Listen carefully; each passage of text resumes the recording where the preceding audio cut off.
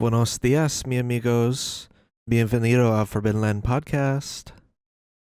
This week, we're going to be talking about, we're going to touch on the State of the Union a little bit, but not a whole lot because it's trash.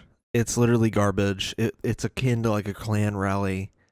We'll talk about some controversy surrounding it a little bit, but, I watched it, snooze fest. Actual snooze fest. His first State of the Union, like deep into the presidency, and it's just dog shit. It's just garbage. Then at one point he's like calling the Democrats evil, for not, or crazy for not standing up and applauding after he says he just got done, kicking out illegal immigrants willy nilly. Yeah, it's just a pure trash fest. He parades around some kids. He has Erica Kirk there. The whole shebang. And embarrassingly, he had the men's Olympic hockey team, which on its face, they just won the gold. So, not a big deal, right? However, they aren't the only hockey team that won the gold. The women's U.S. hockey team also won the gold. And so you would think, oh, both teams will be invited to the White House. And, because they both won gold medals. That'd be kind of cool. Both of them get invited to the Capitol. They both show up. Damn, the rain's really picking up. They both show up to the State of the Union. But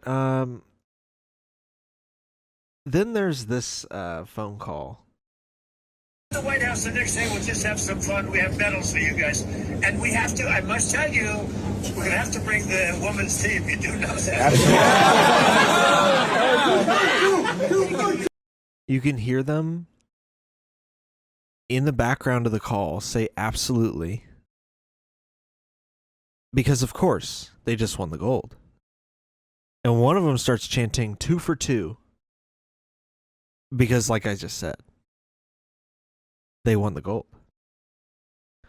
But then it's what Trump says next. I do believe I probably would be impeached, okay? But anyway, if you really be cool, and we'll do the White House the next day, we'll just have some fun. We have medals for you. It is a little strange. And a lot of men and Republicans don't understand why this is upsetting. Because it's not like the women didn't win the gold medal.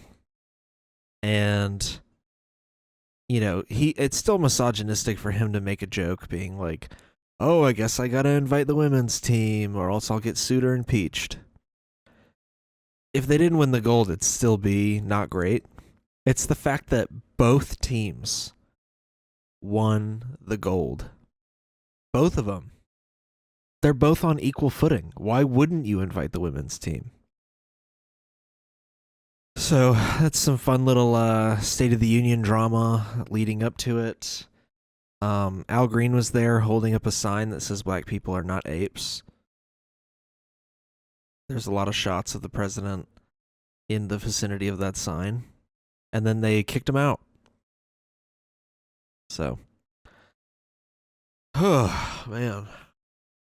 Pretty funny that they're spineless, and realistically they should have done this, but the Democrats don't ever kick out the hecklers during their State of the Unions, which I wish they would. I'm saying that as a way of being like, you know what, they should. Democrats need a bigger backbone. All right.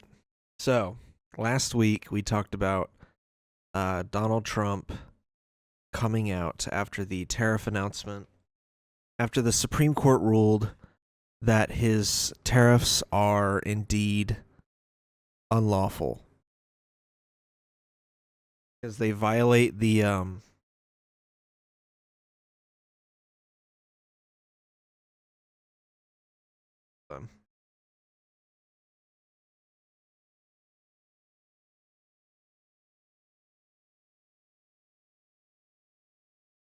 anyway, they ruled that it was unconstitutional, that it violates the separation of powers, that the Constitution very clearly spells out that Congress are the ones that set tariff rates.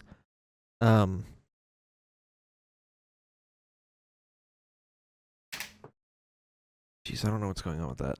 And so, as a result, he responded by claiming he was going to set a global tariff rate and said that the ruling was bullshit. Which is hilarious, by the way, because the Supreme Court is his Supreme Court. Like, it's literally you made the sandwich. What do you mean you don't like it? He appointed he appointed so many members to the Supreme Court, man. Like, come on. So on C-SPAN, following this ruling, a man calls in under the alias John Barron. And what makes this funny is that Trump used to use that alias in the 80s and 90s. And so here's the phone call. Well, this is John Barron, and this is the worst decision you've ever had in your life, practically. Jack's going to agree with me, right? But this is a terrible decision. And you have Hakeem Jeffries, he's a dope, and you have Chuck Schumer, who can't cook a cheeseburger. Of course these people are happy. But true Americans. I love that this guy sounds just enough not like Trump that it's pretty easy to pick up that it's not him. It's just really funny. Like, this person very clearly has elite ball knowledge that John Barron is the name he went by in the 80s and 90s. And just, I just find it really funny that this guy went for this, and he doesn't even sound like Trump that much. But he tried. Will not be happy. And you have the woman earlier, I assume she's Chuck Schumer, he can't even cook a cheeseburger. The woman, she's a Democrat, but she said she's disgraced. She's devastated. All right, by John. this. We'll go to Chester, who's in Baton Rouge, Louisiana, Democratic caller. Anyway. Oh, I just love that. So C-SPAN had to come out and say, because so many of you are talking about Friday's C-SPAN caller who identified himself as John Barron, we want to put this to rest. It was not the president. The call came from a Central Virginia phone number and came while the president was in a widely covered in-person White House meeting with the governors. Tune in. How awesome is that, man? They had to come out and say that it was not actually the president. Oh, man. It sounds just enough not like him. That it's kind of obvious that it's not him, but it is still funny. So, because of the Supreme Court ruling, there are now ideas being floated around that the government might owe all of those illegal tariffs back. So I watched a Legal Eagle video about this. It wouldn't be as simple as them paying back companies all the money they earned in tariffs. Also, that's bullshit that they're going to give it to companies. Oh, God. We foot the bill on that. They already pushed that cost onto us. So why aren't we getting that money? And from what it seems is that there would have to be either the world's largest class action lawsuit of all time, or multiple companies would have to sue, or multiple class action lawsuits would have to sue. It seems like a very messy and complicated thing to try to accomplish. I think that they should take that $175 billion and split it apart and divvy it up amongst the population. What do we think, folks? Every United States citizen over the age of 18 gets a check. You know, here, let's do the math on this. Let's do the math. People are going to call that radical, but they stole $175 billion from the American people. So I think it's more than fair to give that money back as like a wealth redistribution, if that makes sense. Let's see. There's 258 million as of 2020. 258 million 18 plus adults. There's probably more. What do they estimate the current adult population is? You know what I mean?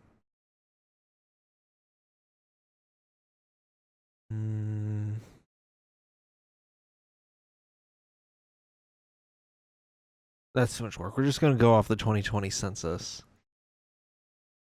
So, there's 258 million adults, roughly. So let's say 258 million adults. There's $175 billion on the table here. Get our calculator out, folks. Let's get the numbers loud and clear here. So, $175 billion, right? Divided up amongst 258 million American adults.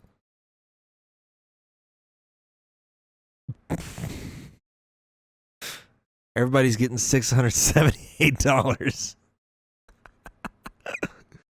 Oh, so we all almost on average paid $678 more for goods and services last year. I hope that math is correct. Something feels a little off about that math. You know what I mean?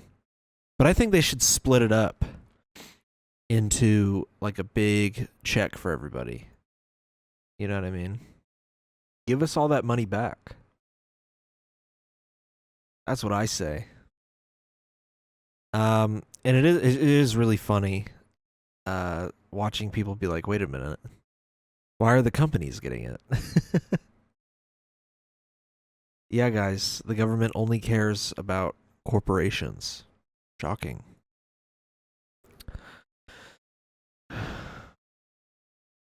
Anyways, moving on. The DNC leaked. There was a leaked internal investigation from the DNC that showed that the reason Kamala Harris mostly lost in 2024 had mostly to do with her stance on Gaza. That's according to Axios, according to a bunch of different news publications. So, what do I even say? You know, we were saying throughout that whole process that the more they keep ignoring Gaza, the worse their chances are. And what do you know? You know, you keep sending aid to Israel and you won't denounce their genocide. Voters are going to notice that, man, and they're not going to show up for you.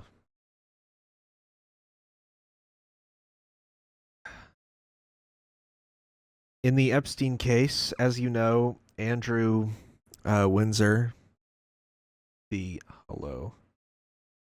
my fucking thing went away.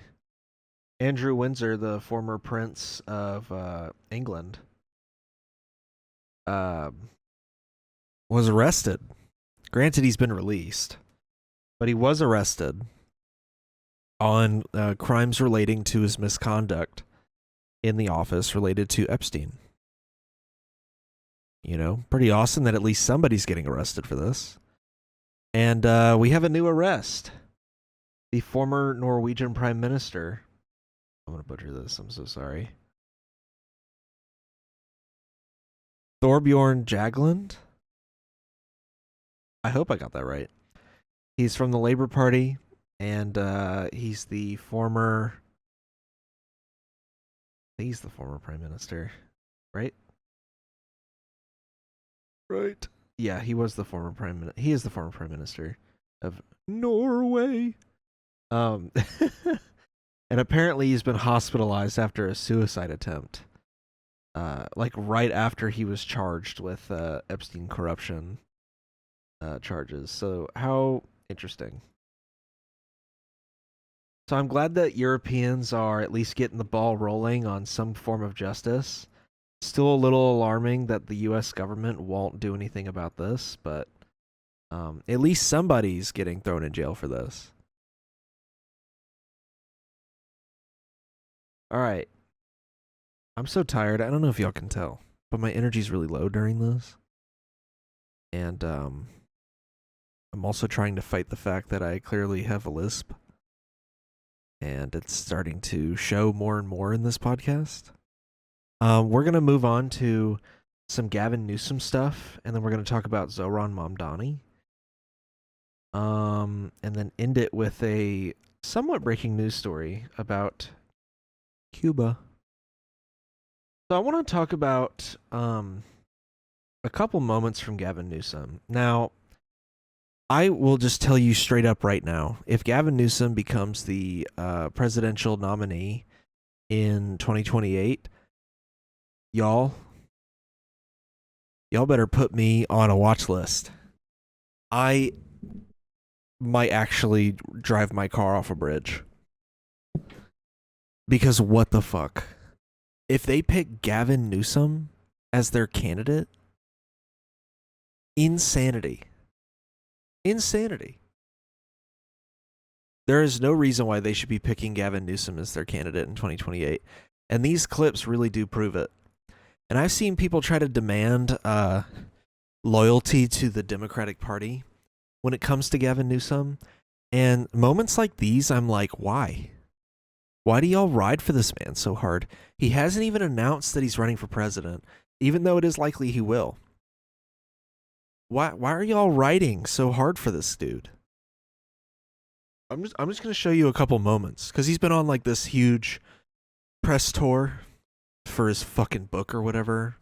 You know, why focus on running California when you can go on a big press tour for your book? I'm not trying to impress you. I'm just trying to impress upon you. I'm like you. I'm no better than you. I'm not. So he's talking to I suppose, a majority black audience. I'm not trying to impress you. I'm just trying to impress upon you. I'm like you. I'm no better than you. I'm a 960 SAT guy. And I'm not trying to offend anyone, trying to act all there if you got 940. But literally a 960 SAT guy. I cannot, you've never seen me read a speech because I cannot read a speech. Maybe the wrong business to be in.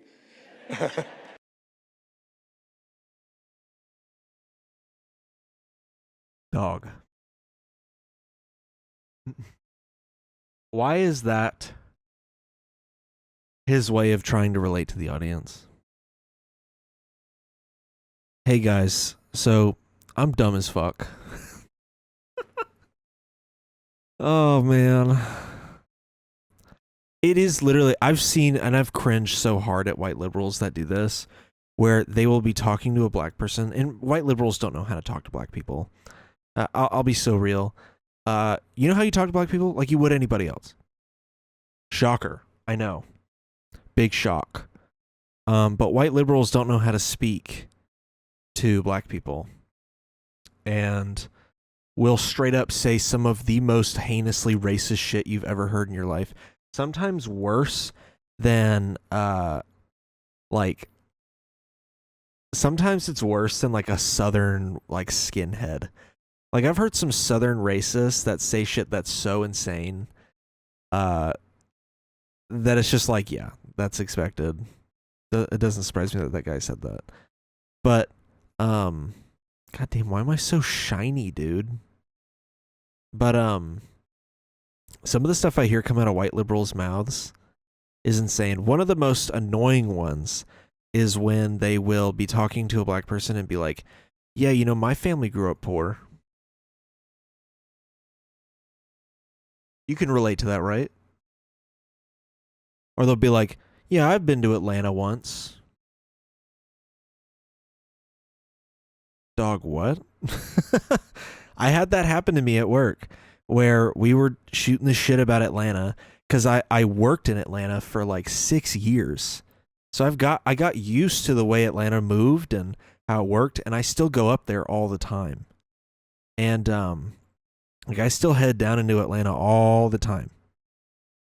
And it's just fun to talk about Atlanta because when you live in the outer metro areas, white people just act like it's the scary, crime-ridden, dangerous place. It's basically prison with no walls. Like, that's how they treat it. And me and this coworker were, you know, shooting the shit. He grew up in Atlanta. I'm familiar with the area he grew up in.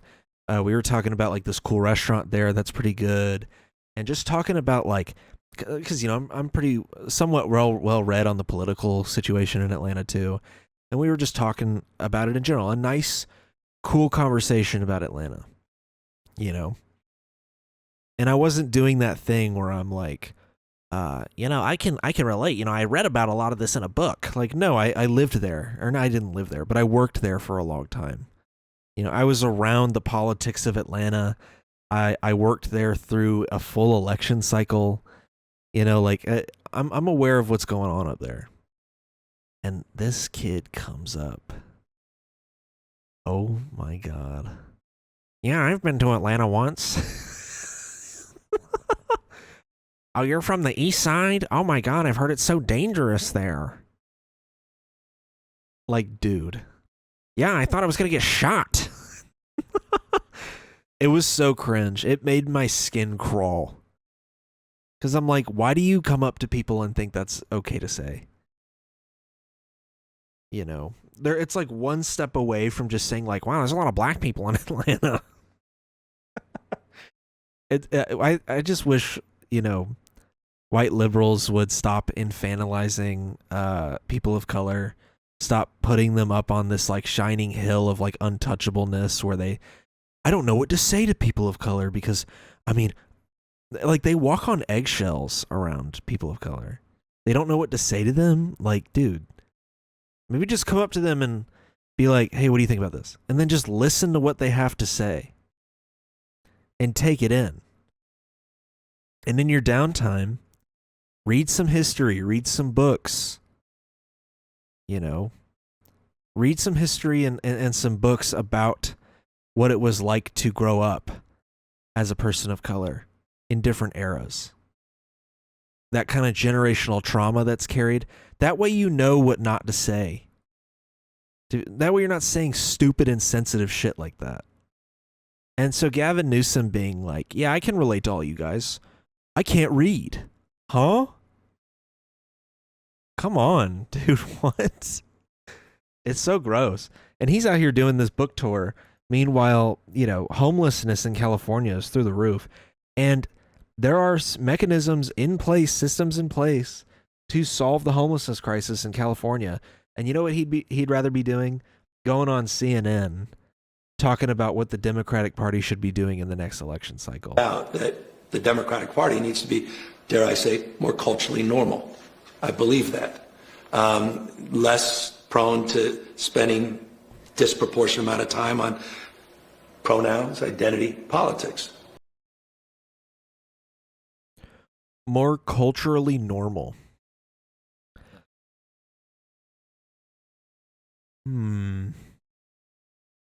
Folks, I really do need to close the gap with my fucking big ass teeth. Folks, more culturally normal is what Gavin Newsom thinks the Democratic Party should be doing. So, more of what they've been doing, where famously in the 2024 election, they left trans people behind by barely defending them against right-wing attacks. During the whole Biden administration, basically, they were doing that. Leaving Palestinians behind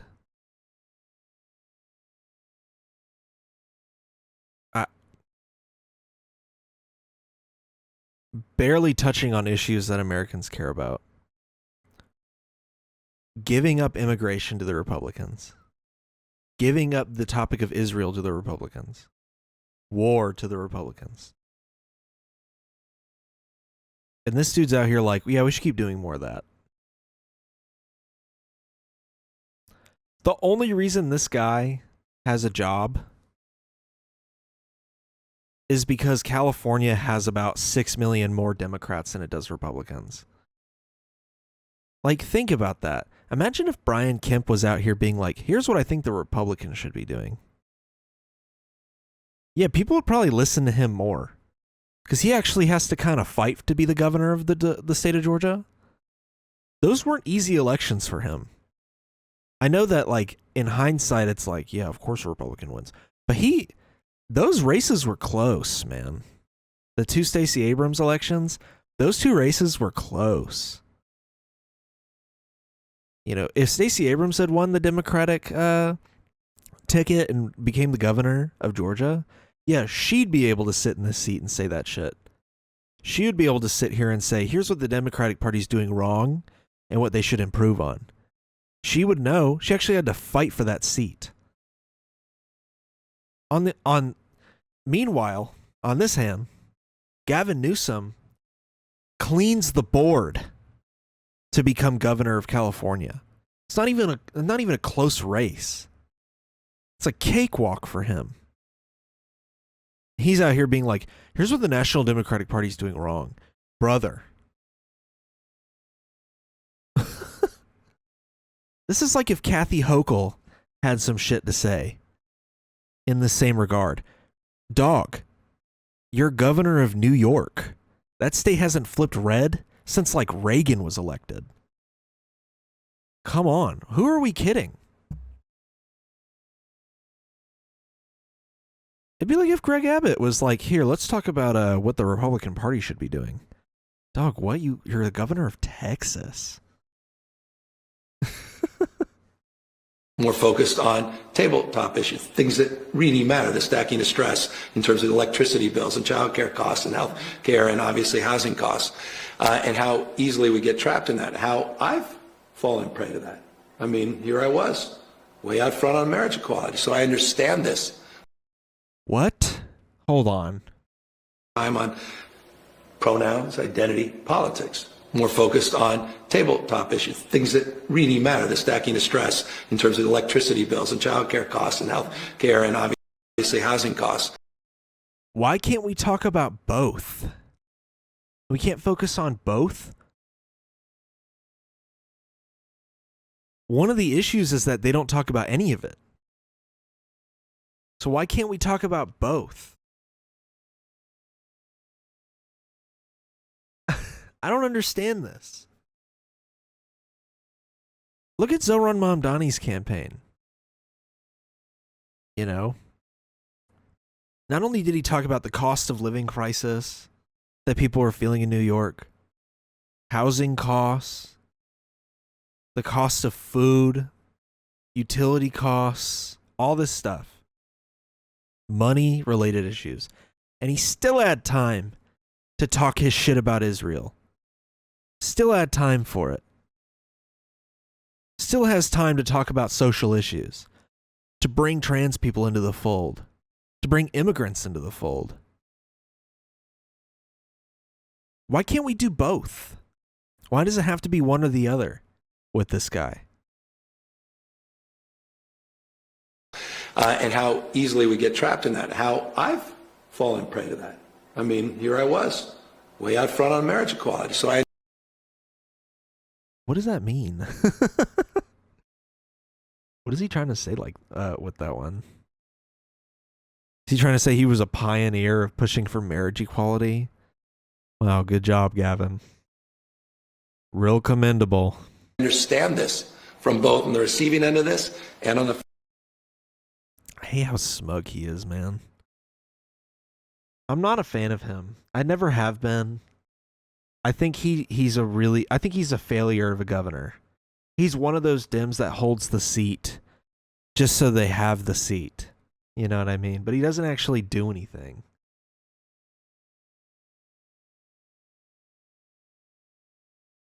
Yeah. He doesn't actually do anything No as the doubt. governor. How many more times is the DNC going to try this same strategy? Do they even want to win any elections?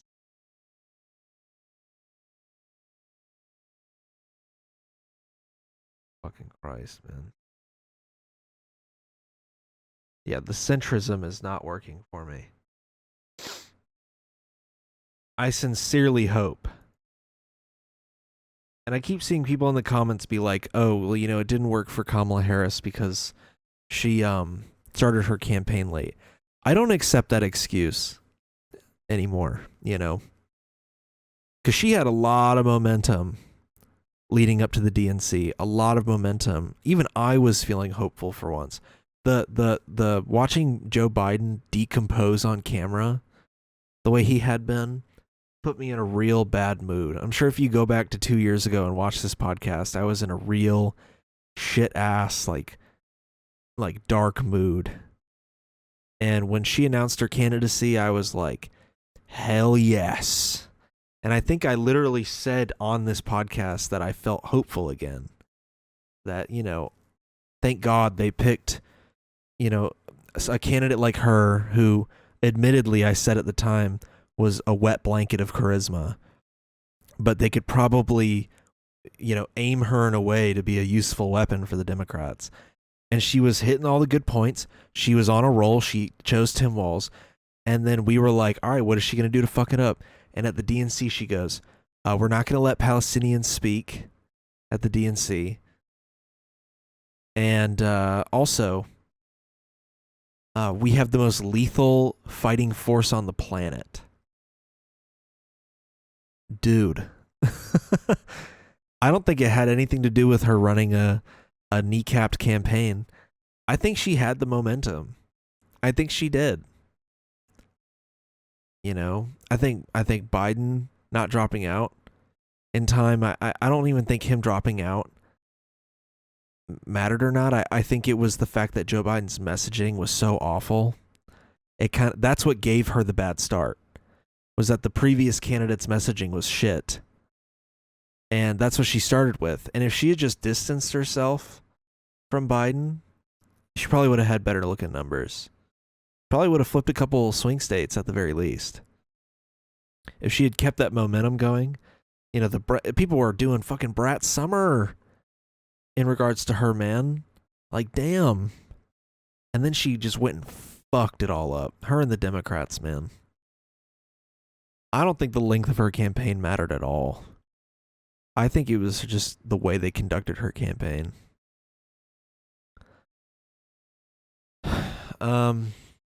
Yeah, I think whatever Gavin Newsom has to say on how to win the next election, I think it's useless. I think it's garbage. I don't think we should be listening to him. All right, let's talk about Zoran Mamdani, who so far is running one of the most successful mayoral offices in the country right now. Thank God. So, Mr. Mayor. All right. Trigger warning. During the travel ban, people threw snowballs at the police. Oh my God.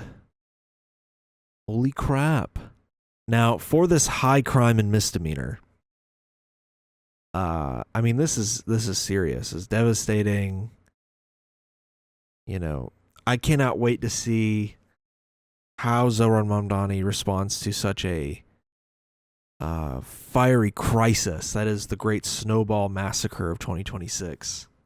Let's see how he responds. Are you willing to revise your statement regarding the snowball fight, given that this was not exactly a friendly back and forth snowball fight? The police that were there were not throwing any snowballs. They were getting pelted themselves. And number two,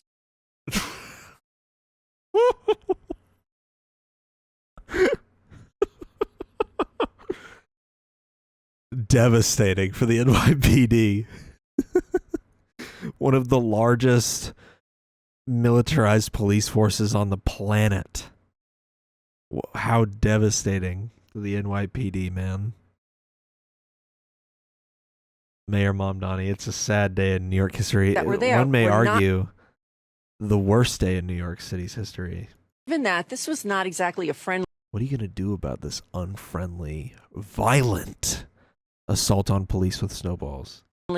back and forth snowball fight, that the police that were there were not throwing any snowballs. They were getting pelted themselves. And number two, It's so funny how she's trying to make it sound worse than it is. Because if I was a police officer, I wouldn't care. I really wouldn't. Why were the officers even there? I'm pretty sure they were there to like enforce the travel ban, which is very conflicting because Mamdani kind of made it sound like the NYPD was only there just to help people get out of the snow if they're stuck. But I think he didn't say anything much about them like really enforcing the travel ban. They should have just left them alone. You know, let them do snowball fights. They're not hurting anybody. Definitely not hurting the police. But according to this lady, I mean, somebody killed like 5 cops with 1 snowball. It's crazy. have you considered or would you consider banning these crowdsourcing events because they can and sometimes do get out of hand? Should we ban fun, joy, and whimsy that comes from having a snowball fight because a couple of cops got snowballs thrown at them? Question of the ages, folks. Don't you know the punishment for throwing snowballs at each other is death? Violent assault, if you ask me. This is so dumb.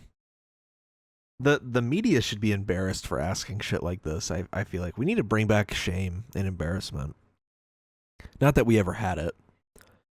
But like, my God, what is this question? You get the opportunity to ask the New York City mayor a question, and that's what you ask, is what are you going to do about the violent snowball throwers that pelted the NYPD with snowballs? That's so dumb. So I'm not going to be banning snowball fights or organized snowball fights. I've shared my thoughts with New Yorkers, and I continue to believe that what we are seeing in this response to this winter blizzard from the city workers as a whole, and that includes the hardworking men and women of the NYPD, is part of why the city's getting back on its feet, and I'm appreciative of that work. Thank you. Thank you. Reasonable. I'm not going to ban snowball fights. Yeah. Duh. The fuck? What the fuck? Mayor Mamdani, a kid fired a Nerf bullet, a foam Nerf bullet at an NYPD officer. Do you agree with the NYPD officer then mag dumping his pistol back into the kid? And what are your thoughts on banning Nerf guns citywide?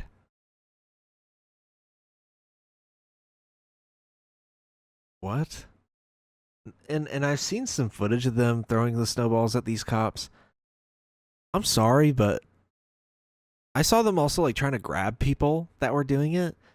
Dude, fucking join in. Be a part of the community. This is the problem with cops like that. And cops in general is that most of them aren't from the area that they're serving in, and so they just don't care about the community that they're around. Lighten up a little bit. You got hit with a snowball? Make some snowballs of your own and throw some back. Have some fun with it. Like, what happened to that? What happened to having fun? You don't remember being a kid? Were you just always like a brooding dipshit as a kid? Ripping the tails off lizards and killing animals in your backyard without your parents knowing? Is that what you were doing growing up? Or were you having snowball fights? Probably the latter, I would hope. Lighten up some. Police department put out 4 pictures of people they're looking for, saying that they may have assaulted police officers. I wonder what's your reaction to They're hunting them down? Oh my God. Dude. They're hunting down the people that threw the snowballs. Is there no better use of the NYPD's time I guess crime is so low now in New York, they've got to find other shit to do. So That is, if you think that they should be prosecuted if they're caught, and if you've talked to the police commissioner about that. So I stay in regular touch with my police commissioner, and I appreciate the work that she's doing. You know, I've said time and time again. the only thing I don't like about Mamdani is that he hasn't replaced Tish, Commissioner Tish. I wish he would replace Commissioner Tish. But whatever. If he's just trying to play ball right now, then whatever. But personally, I wish he would replace her. And that having seen these videos, to me, it was a snowball fight that got out of hand, and it should be treated accordingly. So I've said again and again of what I think it was. Hey, Mr. Mayor. Hi. I'm trying to get in the spirit of the snow here. Yeah. Just to follow up on Marsha's question, I mean, I think people are wondering why you and the police commissioner don't seem to be on the same page regarding the snowball fight. You know, is there a distance between you and the police commissioner when it comes to this? Is this really... I've said again and again. Is this really the most important use of the NYPD's time and of the mayor's time? Seriously? Look at what he did during this blizzard. He paid people a decent wage to go out and shovel snow for a day, and the streets were cleared by the next day. Pretty good operation. They even paid overtime. So, why are we wasting the mayor's time with, in which ways and in great detail, please, sir, how are you going to torture and execute the snowball throwers? Lay off the issue. Are y'all that bored? Oh my God, this is so dumb. When I saw this on my feed, I was flabbergasted. I knew I had to talk about this. Because I was like, what the fuck? Is that really like the most pertinent issue in New York City right now? That's what I'm saying. He's already done like so much at this point. He's only 2 months in. Pretty good. Like, we didn't expect him to fix the whole fucking city in 2 months, but he's on a pretty good path right now. You know?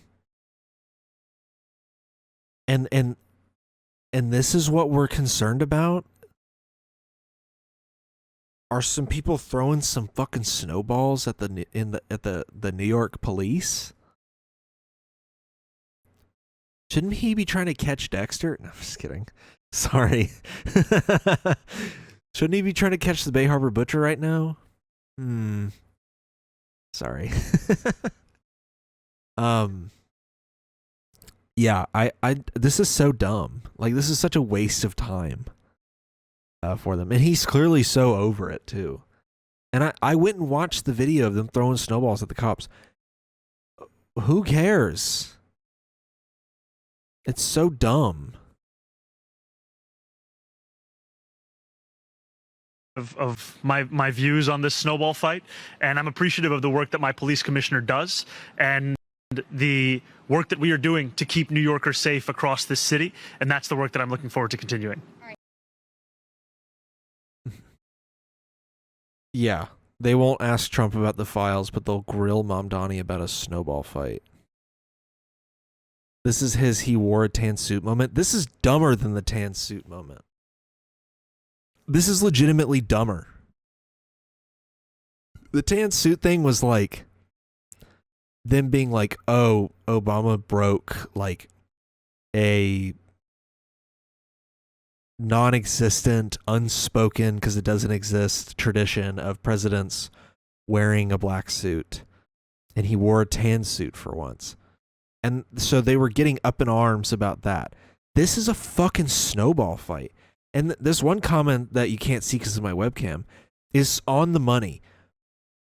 They don't, school shootings just fall by the wayside with these types of reporters. But there's a snowball fight involving the NYPD getting hit with snowballs. All of a sudden, it's like, fucking, it should be national news. We should interrogate the mayor. And fuck, maybe we should consider a special election to replace him. What are we doing? New York City has way bigger fish to fry. And we're out here concerned about a snowball fight? Oh my god, dude. If this is what the media is so concerned about, we're cooked, man. I've yet to see like anything legitimately horrible coming out of this administration. And it's literally just like, what do you think about this snowball fight, Mayor? Hey, Mayor, I know you've only been in office for 2 weeks, but how come your response to this snowstorm is disastrous? And it really wasn't even that bad. You know. People who don't even live in New York City, I saw them recently being like, wow, Mamdani, you only closed school for 1 day, but you want us to go back? I'm not going. Meanwhile, they don't live in New York City. But also, the reason why he reopened the schools is because they cleared the streets. So, I don't know, man. They hate to see a socialist winning. They really hate to see it. Because he's actually effective. Mamdani has proven that the government doesn't have to move at a slow crawl, that you can get shit done if you actually put your mind to it. If you actually put in the effort to get shit done.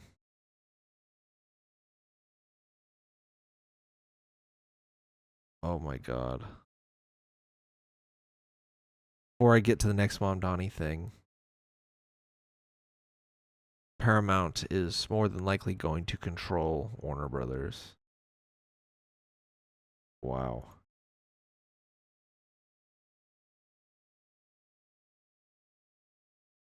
Watching Cartoon Network after the Paramount purchase and Robin is talking about how beautiful Tel Aviv is. Wow. I can't believe they're letting this happen, man.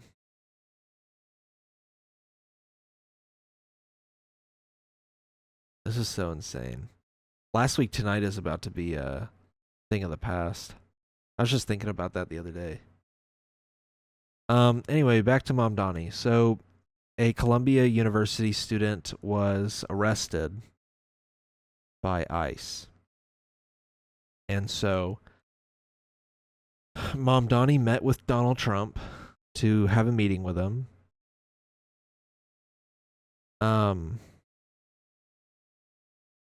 Oh, this is so insane. So, the last time both of them met, Trump asked him to return with ideas about, building big things, is what he said. So, Mamdani came to the White House with some housing proposals.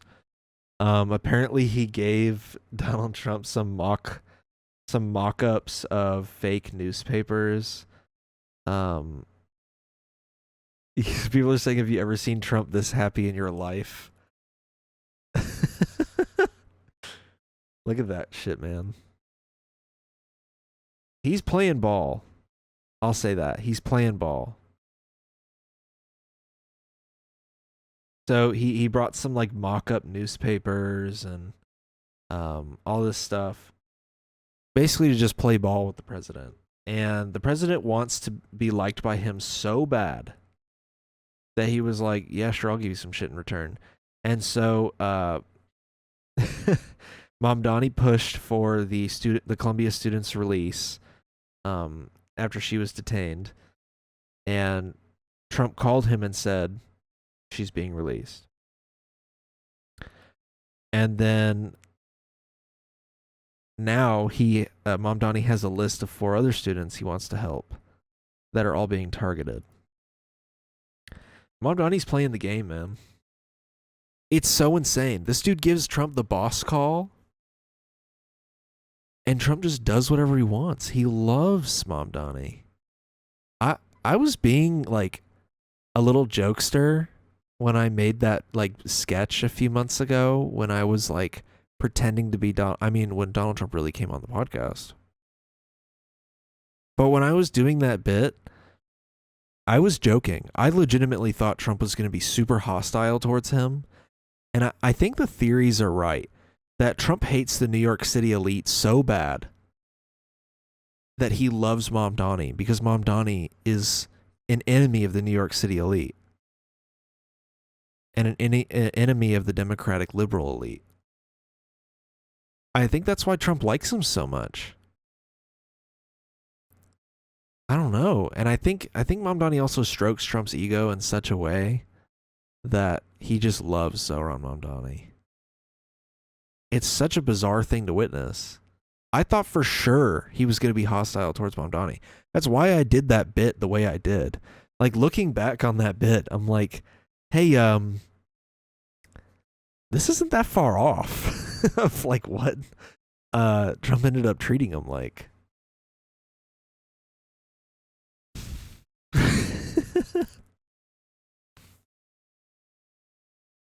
So yeah, I just thought this was a cool little thing to point out that Mamdani is the Trump whisperer and managed to get some housing development locked down. How cool is that, man? All right. Let's talk about the big news. The big news. 10 people on a speedboat attempted to enter Cuba. And when the Cuban military intercepted them, people on the boat opened fire, and the Cuban military killed 4 of them and injured the other 6. The Cuban government said that the 10 passengers on a boat that opened fire on its soldiers were armed Cubans living in the U.S. who were trying to infiltrate the island and unleash terrorism.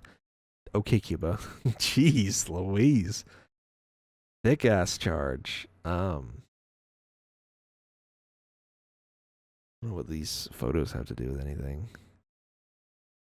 So that's the thing. So Marco Rubio and JD Vance had a very weird response to this. You would think after Cuba, with all the rising tensions that we're manufacturing with Cuba, because, you know, Trump needs that perpetual enemy to the country to keep his like 15% of supporters left on board. You would think with our fake rising tensions with Cuba that we would be propagandizing the shit out of this shooting by being like, oh, Cuba shot and killed 4 patriotic Americans, and this is a tragedy, and this senseless violence. They were just going there on a boat to chill. Like, and you would expect them to be like, you know, this is an act of war. No. Dude, it's like Vance and Marco Rubio couldn't give a fuck less. It's kind of nuts. It's kind of scary. And it almost makes me think that we knew these people were going to try to do this. It almost makes me think that we set these guys up to go and do this. You know, we did something similar in Venezuela not that long ago. So it makes me think if maybe the Secretary of State and the Vice President have something to do with those. What do we think, guys? What do we think? Yeah. Here's where it happened at. Marco Rubio told reporters that he was made aware of the incident and that the U.S. is now gathering its own information to determine if the victims were American citizens or permanent residents. Does that matter? That's a very weird response. Cuba is saying that the 10 people on the boat, or most of the 10 people on the boat, have known history of criminal and violent activity. The boat was registered in Florida, most likely from Miami. And then they entered the Cuban waters, opened fire on the soldiers first, and injured one of the Cuban officers. I mean, I don't know what you even say about this. My only comment really is just how weird. It's how weird the government's response to this is.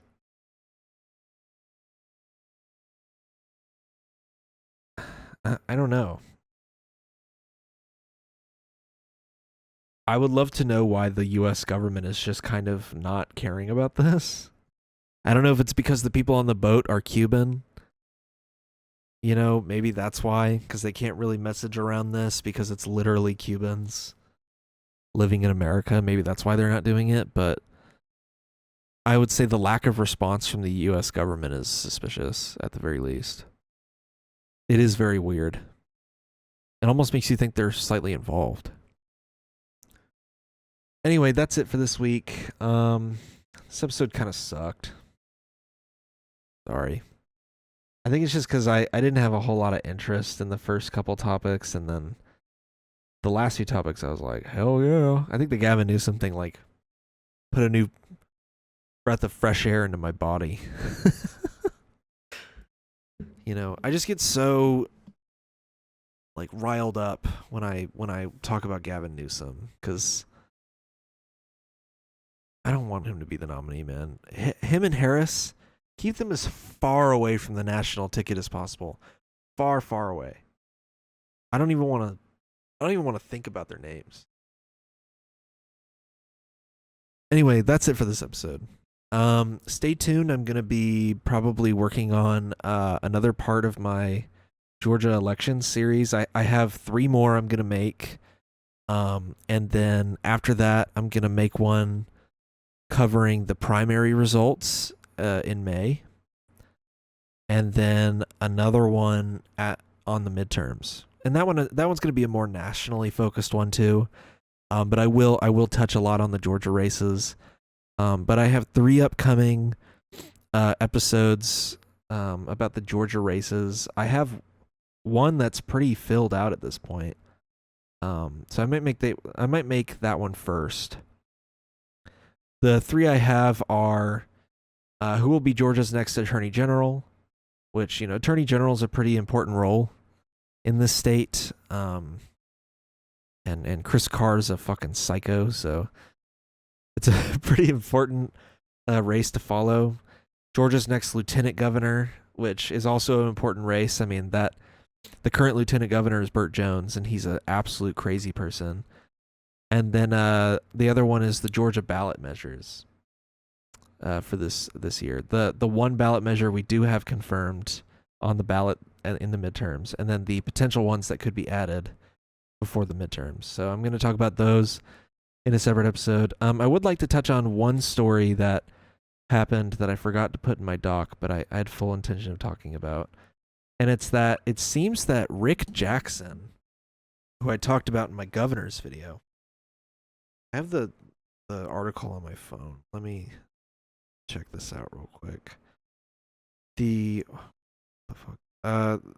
One of the candidates, Rick Jackson, who's been a real curveball in this governor's election, right? Because he is an outsider healthcare executive who doesn't really have much of a political career, who entered the race and just like fucking blasted his way to the top of the polls. I mean, the last polls I saw a week ago, he was neck and neck with Lieutenant Governor Burt Jones.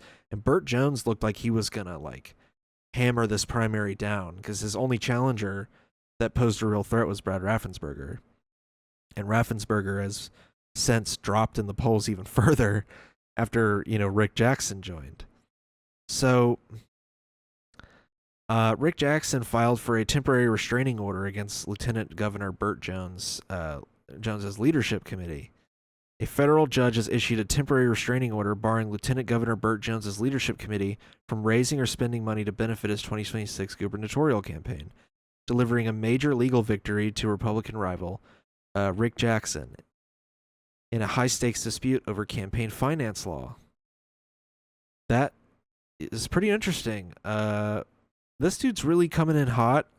I'm not a big fan of Rick Jackson in general. I'm not a big fan of any of the Republicans on the ticket, but it is very interesting that he's like really hammering in the campaign finance laws.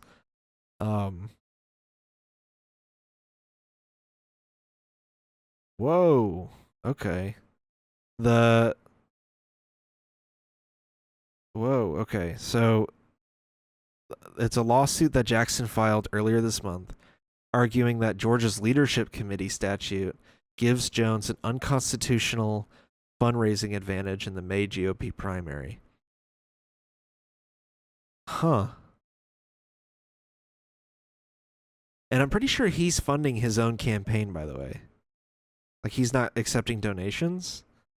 Under Georgia law, statewide candidates are generally limited to $8,400 per donor for primary elections and $4,800 for primary runoffs. And leadership committees are exempt but leadership committees are exempt from those caps.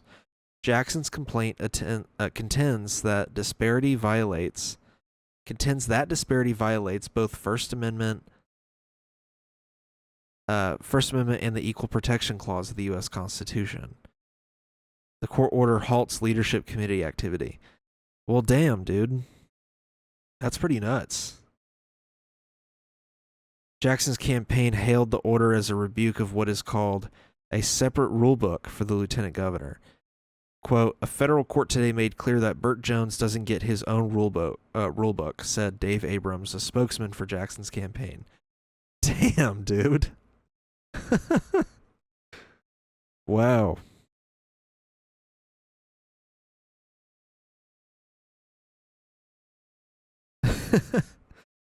Well, shit. I wonder how Jones is going to respond to that.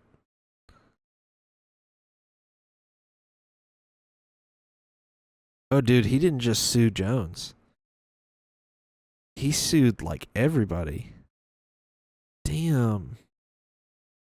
Jones, his campaign, and the leadership committees, the Attorney General, Chris Carr, and members of the Georgia State Ethics Commission are all defendants on this case.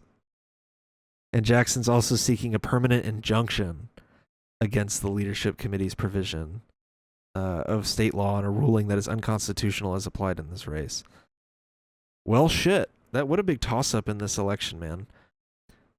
Rick Jackson coming in and just like lobbing a cruise missile right into Burt Jones's campaign.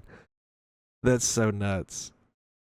The other update is that Ruha Roman did end up ending her Georgia governor campaign, and will now be launching a campaign for the state senate. I hope she does well. I'll be supporting her, even though I don't live in her district. But I'll be rooting for her, and I wish her well. All that means now is that I'm going to be voting for the other guys I was going to vote for, which is Jason Steves. I'll vote for him instead. So that's my pick for the Georgia Democratic primary. Anyway, I'll see y'all in the next episode. Thanks for watching. You can go to patreon.com/forbiddenlandpod to support this podcast. And if you want to listen to this podcast audio only, we're on Apple Podcasts, YouTube Music, I guess. We're on a lot of stuff, Amazon Music. You can say stuff like, Alexa, play the Forbidden Land podcast, and then she'll do it. I think. I don't know. Anyway, or you can listen to this podcast on your Samsung refrigerator while you're like cooking dinner or something. I don't know. Something like that. Anyway, thanks for watching. Thanks for listening. I'll see y'all in the next one. Adios.